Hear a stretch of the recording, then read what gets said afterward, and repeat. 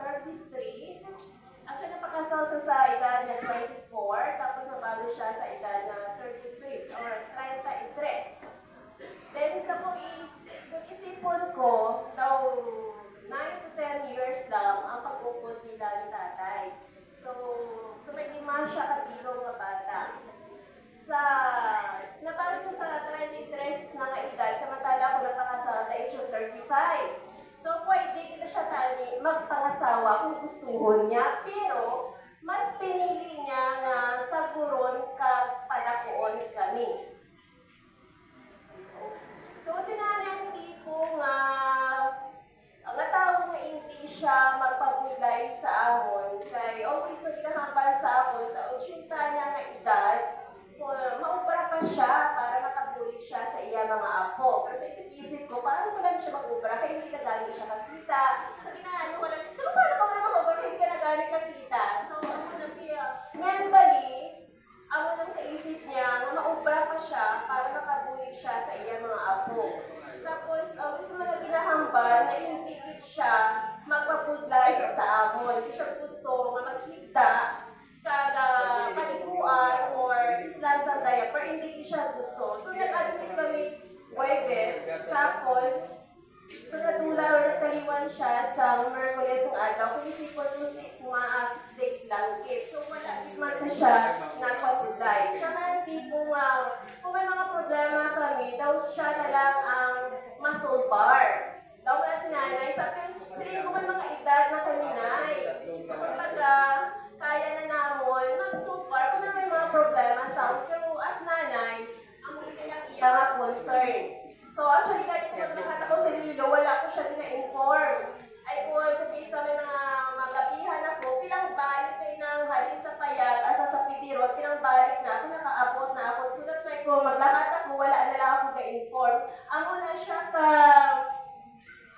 anong term, so ako na siya kaalipit sa iya mga bata, kung pwede lang makita na tanan. Kung pwede lang gani, hindi kami pagpaasawon, kung pwede lang din. So maintindihan ko man siya because na in-occupy na din kami mayad, since si tatay natula siya, na walo pa ng kabulan ng edad ko, siguro as a nanay, na wala na kami din pabayan, kung pwede lang din, na hindi maghalin sa iya nga Diyos. So ako na si nanay.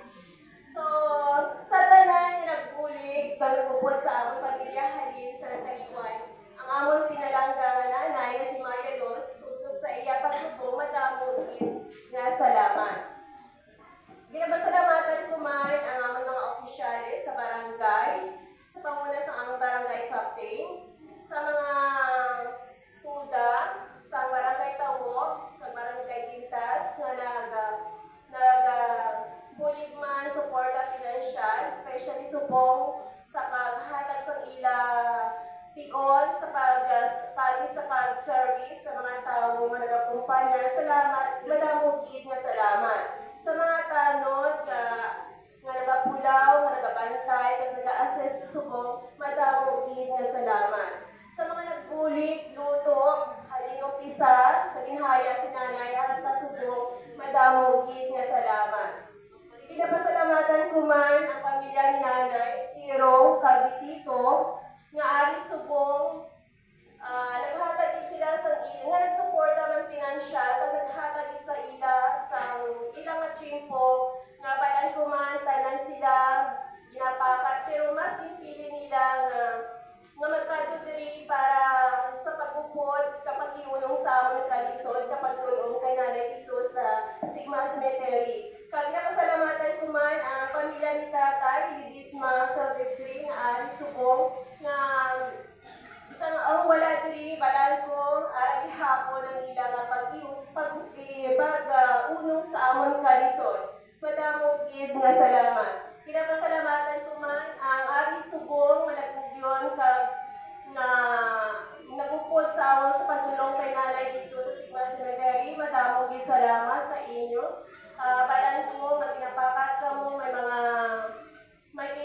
importante man ka mo, pero mas impili nyo nga mag-upod diri sa amon. Madamog gid nga salamat sa inyo tanan.